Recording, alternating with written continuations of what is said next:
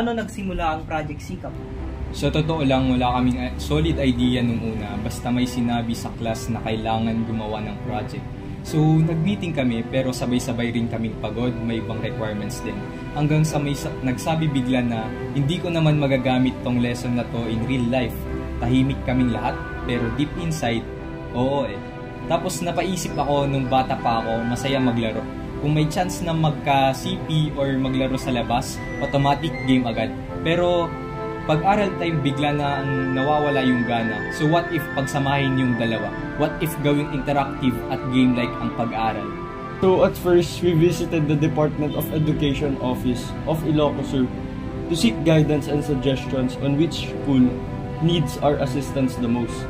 After careful consideration, they directed us to work in a community na hindi gaano kilala. Chinek namin yung maps and we found out na malayo pala. Pero hindi lang siya layo in terms of distance, ngunit pati na rin sa resources at sa accessibility. Pisay, do you know Pisay? Ha? Gusto naming malaman kung saan talaga nahihirapan ang mga estudyante. Nag-distribute kami ng survey forms para sa mga klase at halos lahat ng sagot, math.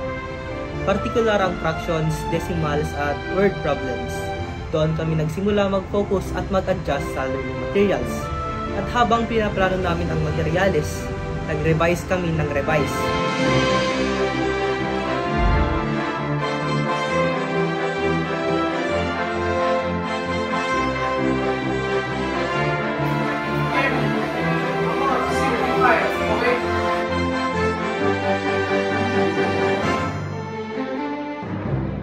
Una namin ginawa yung prototype.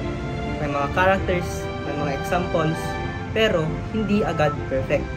Gumamit kami ng interactive learning materials na may challenges na connected sa topic. Hindi lang siya usual math problems. May mga puzzle-style tasks din na kailangan nilang isolve para makuha yung tamang sagot. Instead of just teaching, we really made sure na ma-engage sila.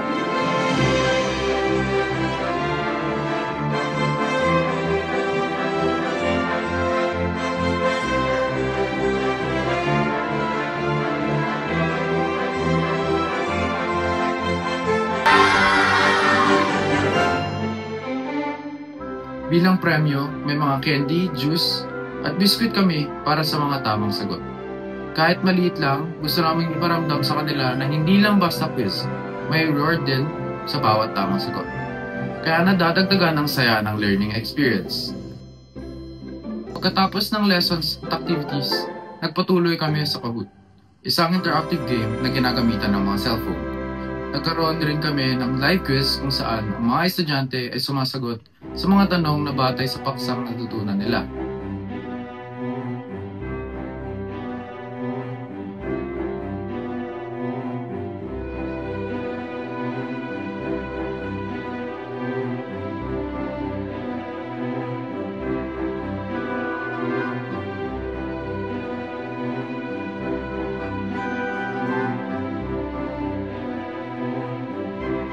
Amok idi ata agitad dalang digiji materials na pakasursuran niya idi kabaybayagan nan ata kat nag-enjoy kami natin kasi nagisuro da agiji fractions of decimal digiji multiplications of decimal kada.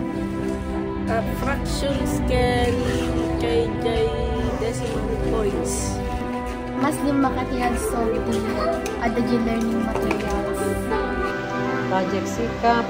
Nagdakkel nga katulungan mi data nga project yu para kada kami nga mga sursuro kasi it helps us or enhance the learnings of our school children, especially on decimals and fractions.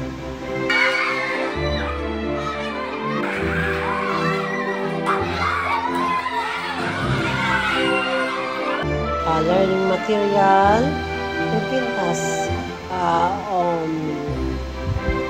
We are satisfied because of these so many exercises.